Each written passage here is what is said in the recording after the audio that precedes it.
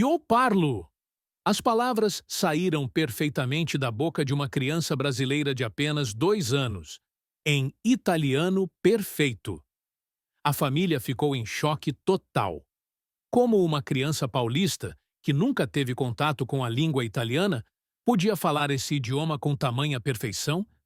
Simone tinha acabado de nascer em São Paulo, mas já carregava memórias de uma vida que não era sua. E o que ela revelaria nos próximos anos deixaria sua família, cientistas e o mundo inteiro sem palavras. Quando a lavadeira disse: "Mas aqui ninguém fala italiano?", a pequena Simone respondeu sem hesitar: "Io parlo." Eu falo. Mas isso era só o começo de um mistério que envolveria a Segunda Guerra Mundial. Roma em chamas, crianças órfãs, bombardeios mortais e uma tragédia que atravessou décadas para assombrar uma família brasileira. O engenheiro Hernani Guimarães Andrade, fundador do Instituto Brasileiro de Pesquisas Psicobiofísicas, recebeu um telefonema em 1969 que mudaria tudo. "Professor, eu conheço uma garotinha que fala italiano e diz ter vivido em Roma durante a guerra." Simone não era uma criança comum. Aos 2 anos, ela já demonstrava um terror inexplicável pelos aviões. Quando escutava o ronco dos motores no céu, seu rostinho se contorcia de medo e ela gritava desesperadamente para fecharem todas as portas da casa. "Não deixem o avião entrar! Não deixem ele entrar!" Mas por que uma criança brasileira, que nunca viveu guerra alguma, tinha tanto pavor de aviões? A resposta estava nas memórias fragmentadas de uma vida anterior. Memórias de uma menina chamada Angelina, que viveu o horror dos bombardeios nazistas em Roma. E quando Simone começou a revelar os detalhes dessa vida passada, o mundo científico ficou de queixo caído. Prepare-se para conhecer um dos casos de reencarnação mais documentados e chocantes já registrados no Brasil. A avó Augusta pegava seu diário todas as noites para anotar as palavras impossíveis que saíam da boca de Simone. Como explicar que uma criança de 2 anos sabia expressar em italiano perfeito conceitos que ela nem mesmo dominava em português? Bambola, bambina, amore mio. Essas palavras carinhosas em italiano brotavam naturalmente dos lábios de Simone, como se fossem seu idioma nativo. Mas o mais impressionante ainda estava por vir. Quando Simone completou 3 anos, as revelações ficaram ainda mais específicas e aterrorizantes. Durante uma tarde de domingo, enquanto brincava no quintal, ela parou subitamente ao ouvir o barulho de um avião e disse algo que gelou o sangue de sua avó. "Vovó, lá no Capitólio os aviões jogavam bombas deste tamanho." E abriu os bracinhos, mostrando o tamanho das bombas. Depois, ficavam um monte de metalzinhos no chão que machucavam as pessoas. Como uma criança brasileira de 3 anos poderia saber sobre bombardeios aéreos, estilhaços de bombas e os horrores da guerra? A família começou a perceber que Simone não estava inventando histórias. Ela estava relembrando. E havia mais. Simone falava constantemente sobre uma mulher chamada Afonsa Dinari, que cuidava dela e de outras crianças órfãs. A minha amiga Afonsa Dinari tomava conta de mim lá no Capitólio. Ela tinha cabelos compridos e pretos e gostava muito de mim. Todos nós dormíamos no chão. Mas quem era Afonsa Dinari? Como Simone poderia conhecer essa mulher que aparentemente existiu décadas atrás em Roma? O mais comovente aconteceu quando a avó Augusta perguntou se Simone sentia saudades da Afonsa Dinari. A menina baixou a cabecinha até encostar no peito, e lágrimas começaram a rolar pelo seu rosto. Uma criança de 3 anos chorando por uma mulher que supostamente conheceu em outra vida. Mas o caso ganhou uma dimensão ainda mais impressionante quando a mãe de Simone, Zenaide, começou a ter experiências mediúnicas extraordinárias. Durante uma sessão espírita, ela foi tomada por uma entidade que se identificou como Afonsa Dinari E o fenômeno mais chocante aconteceu. Zenaide, que não sabia uma palavra em italiano, começou a falar fluentemente nesse idioma durante o transe. Coincidência? Ou Afonso realmente estava tentando se comunicar através da mãe de Simone? 1º de janeiro de 1967. A família estava reunida em Santos, quando ganharam um calendário de presente. Era uma folhinha comum, com paisagens bonitas para decorar a casa. Nada demais. Até Simone ver uma das imagens. Quando a menina de 4 anos olhou para uma das gravuras, seus olhos se arregalaram de terror e ela começou a tremer como uma folha. Foi aqui! Esse é o Capitólio! Esta era a casa onde eu morava e esta era a escola? Nestas pedras eu brincava de pular. A família correu para ler o que estava escrito embaixo da foto. Roma, Itália. A imagem mostrava as ruínas do Campidoglio, o famoso Monte de Roma. Simone havia reconhecido instantaneamente um local que nunca visitou em sua vida atual, mas que fazia parte de suas memórias mais profundas de uma existência anterior. Era a confirmação que a família precisava. Simone realmente havia vivido em Roma como uma criança chamada Angelina. Mas as revelações de Simone ficaram ainda mais específicas e aterrorizantes. Ela começou a descrever com detalhes horripilantes os bombardeios que presenciou. Tinha uma ponte lá, e quando o sol brilhava muito e refletia no metal, eu precisava fechar os olhos. Um dia, um avião jogou uma bomba. A ponte acabou e ficou uma porção de metalzinhos no chão. Como uma criança de 4 anos poderia descrever com tantos detalhes os efeitos de bombardeios aéreos durante a Segunda Guerra Mundial? Simone nunca havia estudado sobre guerra, nunca havia visto documentários, nunca teve acesso a essas informações. E havia mais detalhes perturbadores. Simone falava sobre suas companheirinhas no orfanato. Regina, Rosana, Tita, Cecília, que ela pronunciava Títila, com sotaque italiano perfeito. A Cecília era muito desobediente e fugia sempre. Eu tinha que ir buscá-la, dizia Simone com a autoridade de quem realmente viveu essas experiências. Mas o relato mais chocante era sobre Tita. Um dia, a Tita foi ferida na perna por causa de uma briga, ou por estilhaço. Um doutor tratou dela, um médico dos Estados Unidos. Depois, a Tita foi para um buraco cheio de terra. Jogaram terra e ela nunca mais voltou. Simone estava descrevendo, com a inocência de uma criança de 4 anos, a morte e o sepultamento de sua companheira de orfanato. E detalhe impressionante. Ela sabia que foram médicos americanos que tentaram salvar Tita, confirmando que os eventos aconteceram durante a ocupação americana de Roma após 1944. As memórias de Simone revelavam um quadro cada vez mais nítido e aterrorizante da vida no orfanato, durante a guerra. Roma estava sitiada, crianças órfãs sobreviviam como podiam, e o terror vinha do céu na forma de aviões carregados de morte. Quase não tinha comida no Salvatório. Na maioria das vezes, o Genaro só levava arroz, revelava Simone, usando a palavra italiana salvatório para se referir ao orfanato. Mas às vezes havia surpresas. Os soldados americanos apareciam com presentes especiais. Chicletes. Simone falava com entusiasmo sobre esses doces raros que os soldados dos Estados Unidos distribuíam para as crianças. Um detalhe que gelou a espinha da família. Pouco antes dessas revelações, uma criança havia morrido engasgada com chiclete na própria rua onde Simone morava em São Paulo. Coincidência terrível ou sinal do destino? E Simone continuava revelando memórias impressionantes sobre a guerra. Lá no Capitólio, havia rachaduras grandes nas paredes por causa dos bombardeios. As paredes ficavam todas rachadas quando as bombas explodiam perto. Como uma criança brasileira poderia saber que bombardeios causam rachaduras estruturais em edifícios? Esse conhecimento específico sobre os efeitos de explosões em construções Não era algo que ela poderia ter aprendido brincando. O fenômeno mais impressionante continuava sendo a xenoglossia, sua capacidade de falar italiano perfeitamente. Durante uma lavagem de roupas, quando a mãe colocou alvejante na água, Simone perguntou: "É para ficar mais lúcido?"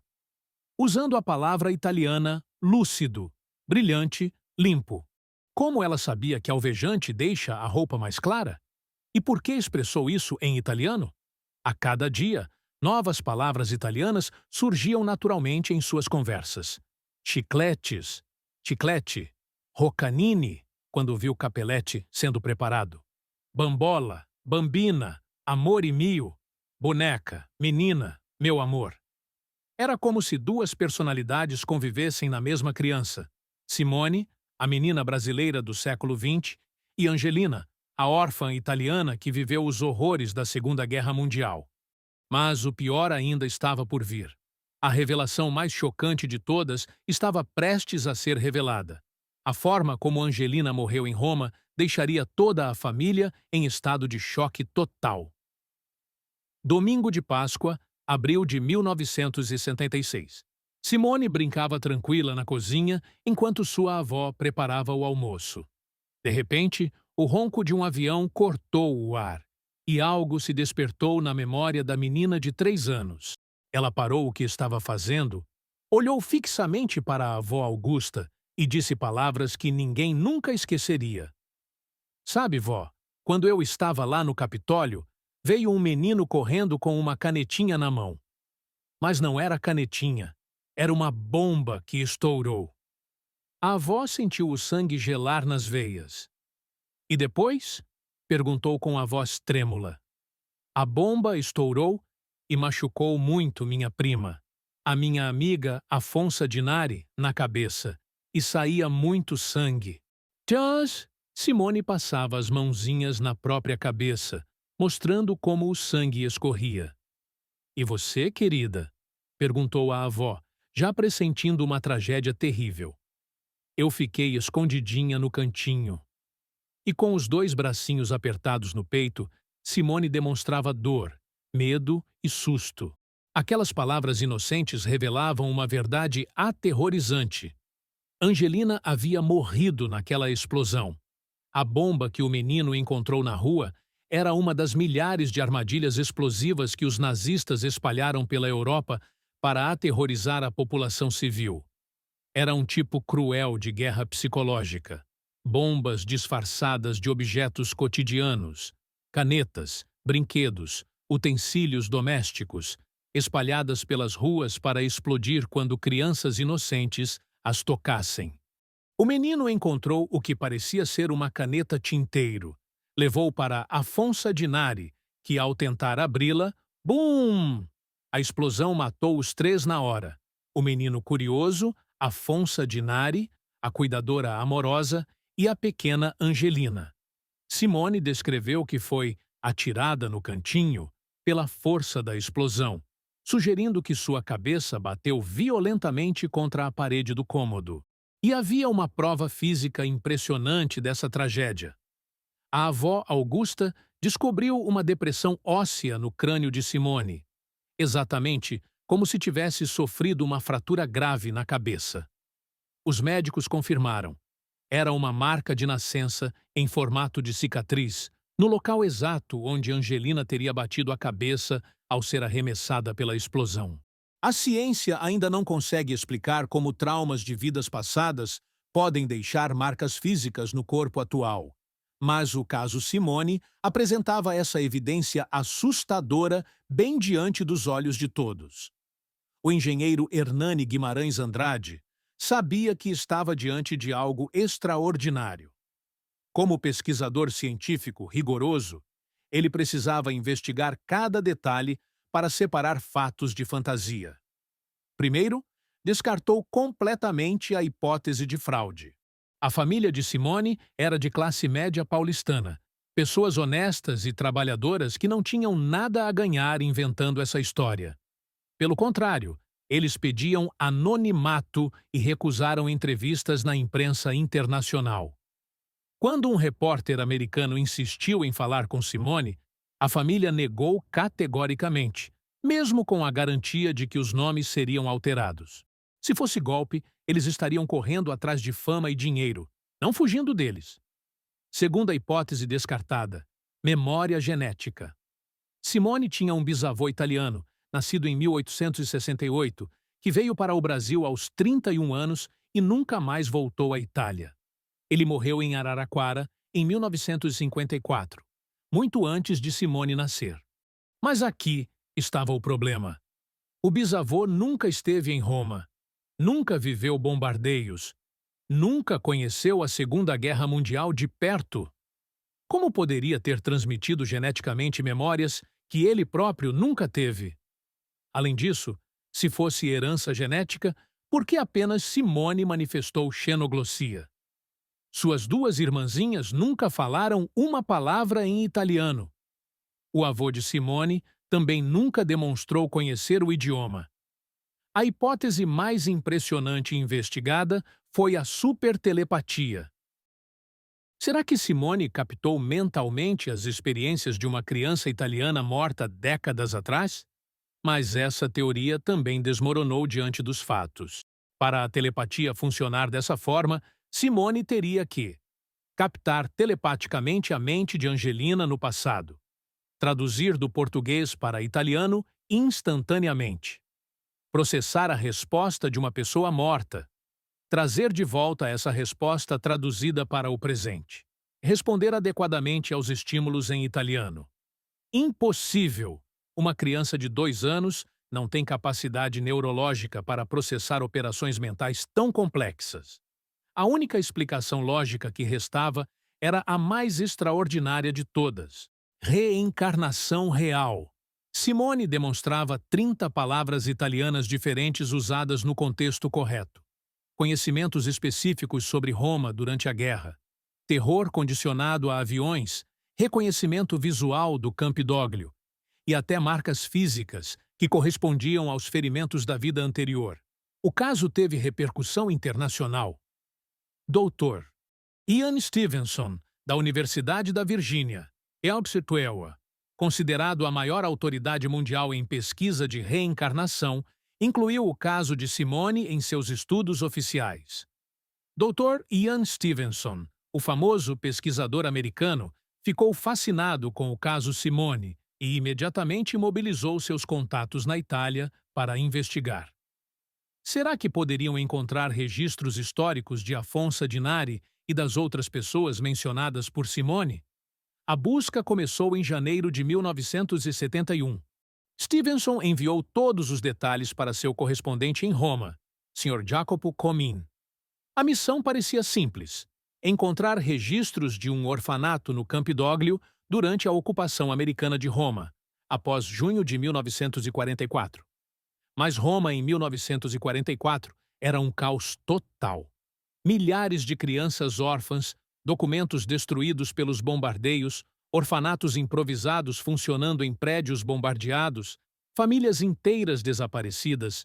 Encontrar rastros de pessoas específicas era como procurar agulha no palheiro. Em maio de 1971, pediram ajuda ao Centro de Pesquisas Psicobiofísicas de Santo André, ligado a organizações similares na Itália. Em 1972, até a RAI, Radiotelevisione Italiana, foi envolvida na investigação.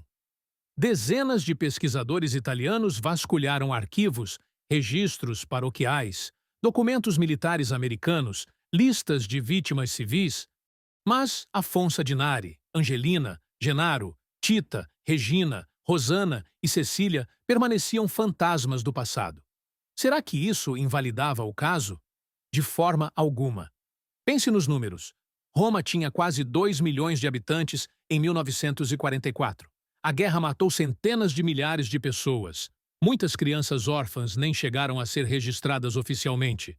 Orfanatos improvisados funcionavam em porões, igrejas bombardeadas, prédios em ruínas. A ausência de registros oficiais não prova que essas pessoas não existiram. Pelo contrário, confirma a realidade caótica da época. E havia um detalhe impressionante que poucos perceberam. Todas as informações de Simone eram historicamente precisas. Roma foi ocupada pelos americanos em junho de 1944. Soldados americanos distribuíam chicletes para crianças. Bombas nazistas, disfarçadas de objetos cotidianos, eram realidade. Médicos americanos atendiam civis feridos, orfanatos improvisados. Funcionavam próximos ao Campidoglio. Bombardeios causavam rachaduras estruturais em edifícios. Como uma criança brasileira de 3 anos poderia saber detalhes tão específicos sobre a Segunda Guerra Mundial se nunca estudou sobre o assunto? O próprio Dr. Stevenson concluiu: a impossibilidade de localizar as pessoas mencionadas não elimina a validade do caso. As evidências são intrínsecas e impressionantes. Conforme Simone foi crescendo, algo extraordinário e um pouco triste começou a acontecer. As memórias de Angelina foram gradualmente desaparecendo, como se duas almas estivessem finalmente se separando para sempre. Aos 4 anos, Simone começou a demonstrar relutância em falar sobre o passado. Quando perguntavam sobre Roma ou Afonso Dinari, ela respondia com irritação: "Não quero voltar ao Capitólio. Agora eu nasci aqui e quero só esta mãe Zenaide. É esta mãe que eu quero." Era como se a personalidade atual de Simone estivesse finalmente assumindo o controle total, empurrando as memórias de Angelina para as profundezas do subconsciente. "Vó, da outra vez eu nasci lá, agora eu nasci aqui e não vou voltar mais para lá", declarou com firmeza, como se estivesse tomando uma decisão consciente de escolher sua vida atual. A xenoglossia também desapareceu completamente após os 4 anos. Nunca mais Simone pronunciou sequer uma palavra em italiano. Era como se uma porta tivesse se fechado para sempre entre as duas existências. Mas algumas marcas permaneceram. Aos 9 anos, assistindo a um filme de guerra na televisão, Simone ficou visivelmente perturbada. Saiu da sala sem esperar o filme terminar e disse: "Não gosto de guerra. Eu não esqueço mesmo. Não gosto de alemães." Como uma criança de 9 anos, nascida no Brasil dos anos 1960, poderia ter sentimentos tão fortes contra alemães e guerra? De onde vinham essas emoções profundas? Na escola, durante a Semana do Soldado, Simone escreveu uma redação que deixou sua professora intrigada. "Eu não queria ser soldado de jeito nenhum, porque eu não gosto de ser soldado. É horrível. Eu, como menina, não gosto disso. Mesmo se eu fosse menino, não queria. Porque o soldado tem que se sacrificar e lutar. E também por causa da guerra. É horrível. Quase todos os soldados morreram na guerra." Essas palavras carregavam uma dor que ia muito além da experiência de uma criança brasileira normal. Era como se Angelina ainda sussurrasse através de Simone: "Eu vi o que a guerra faz. Eu vivi esse horror." O medo de aviões também desapareceu gradualmente. Aos 14 anos, Simone já voava normalmente sem demonstrar qualquer ansiedade. Era como se as duas almas tivessem finalmente feito as pazes, com Angelina sussurrando um último adeus antes de permitir que Simone vivesse plenamente sua nova vida. O caso Simone Hughes Angelina se tornou uma sensação nos círculos científicos internacionais, sendo estudado e citado por pesquisadores do mundo inteiro como uma das evidências mais sólidas de reencarnação já documentadas. Dr. Ian Stevenson incluiu o caso em suas publicações oficiais, considerando-o um exemplo clássico de xenoglossia responsiva, a capacidade de responder adequadamente em idioma desconhecido, fenômeno extremamente raro e difícil de explicar por meios convencionais. O que tornava o caso único era a combinação perfeita de múltiplas evidências: xenoglossia responsiva, 30 palavras italianas usadas no contexto correto, conhecimento histórico preciso, detalhes sobre Roma durante a guerra, reconhecimento visual, identificação instantânea do Campidoglio, marcas físicas, depressão óssea, correspondente ao trauma fatal. comportamentos condicionados, medo específico de aviões, memórias emocionais, lágrimas ao lembrar de Afonso Dinari, mediúnia familiar, mãe falando, italiano durante transe resistência a explicações convencionais. Não havia como Simone ter aprendido essas informações normalmente. Universidades nos Estados Unidos, Europa e Japão incluíram o caso Simone em seus currículos de parapsicologia. O caso foi traduzido para inglês, espanhol, francês, alemão e japonês, alcançando pesquisadores do mundo inteiro. Mas o impacto mais profundo foi filosófico e espiritual. Se a reencarnação era real, se a consciência realmente sobrevive à morte física, isso mudava tudo sobre nossa compreensão da existência humana. Milhares de pessoas encontraram conforto e esperança na história de Simone. Pais que perderam filhos pequenos viram evidências de que a morte não era o fim. Pessoas deprimidas descobriram que a vida tinha propósito transcendental. O caso também levantou questões profundas sobre justiça cósmica. Por que Angelina, uma criança inocente, teve que sofrer os horrores da guerra? Será que escolhemos nossas experiências antes de nascer? Existe um plano maior por trás do sofrimento aparentemente aleatório? Hernani Guimarães Andrade, aos 90 anos, continuava recebendo cartas do mundo inteiro de pessoas impactadas pela história. Estudantes de medicina querendo entender a conexão mente-corpo, físicos quânticos intrigados com a natureza da consciência, terapeutas trabalhando com traumas de vidas passadas. O legado de Simone transcendeu a ciência para tocar o coração humano mais profundo. A certeza de que somos mais do que apenas corpos físicos temporários. Afinal, se uma criança brasileira podia carregar memórias de Roma em chamas, lágrimas por amigos perdidos há décadas e cicatrizes de ferimentos que nunca sofreu nesta vida, então somos verdadeiramente seres eternos vivendo experiências temporárias.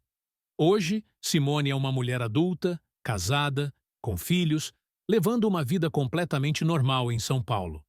Ela raramente fala sobre suas memórias da infância, como se Angelina tivesse finalmente encontrado paz após décadas de separação forçada.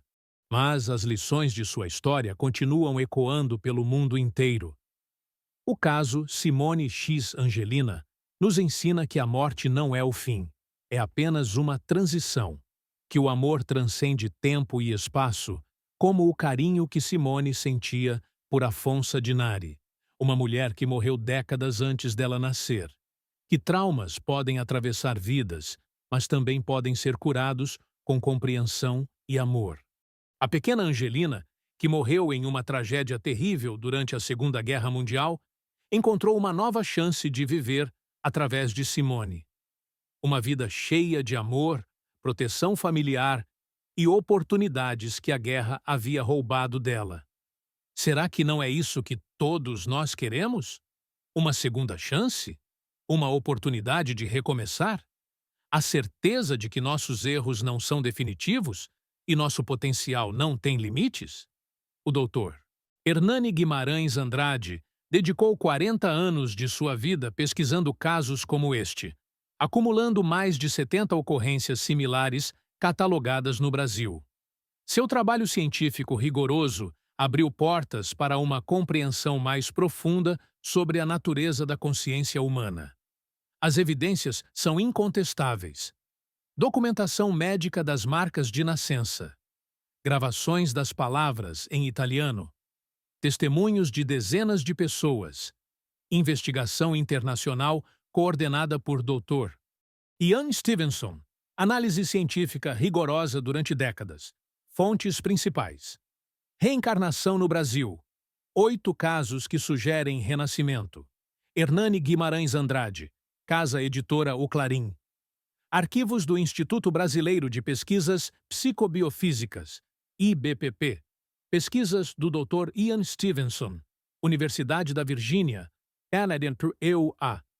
Documentação médica e testemunhos familiares, coletados entre 1969 e 1987.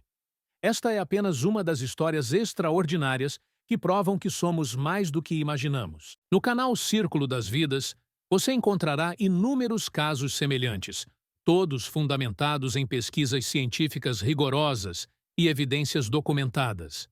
Se esta história tocou seu coração, não deixe de curtir este vídeo para que mais pessoas conheçam a verdade. Compartilhar com seus entes queridos, pois todos merecem saber que a vida continua. Se inscrever no canal Círculo das Vidas para mais histórias que transformam vidas. Ativar o sininho para não perder nenhum novo caso. E você? Já teve alguma experiência inexplicável? Sonhos vividos demais? Medos inexplicáveis? Conhecimentos que não sabe de onde vieram? Compartilhe sua história nos comentários. Você pode ser o próximo caso que vamos investigar. Porque se Simone pode se lembrar de Angelina, se uma criança brasileira pode carregar memórias de Roma, se o amor pode atravessar décadas e continentes, então você também é eterno. Você também tem um propósito maior. E você também merece todas as chances de ser feliz. A morte é apenas uma pausa. A vida é eterna.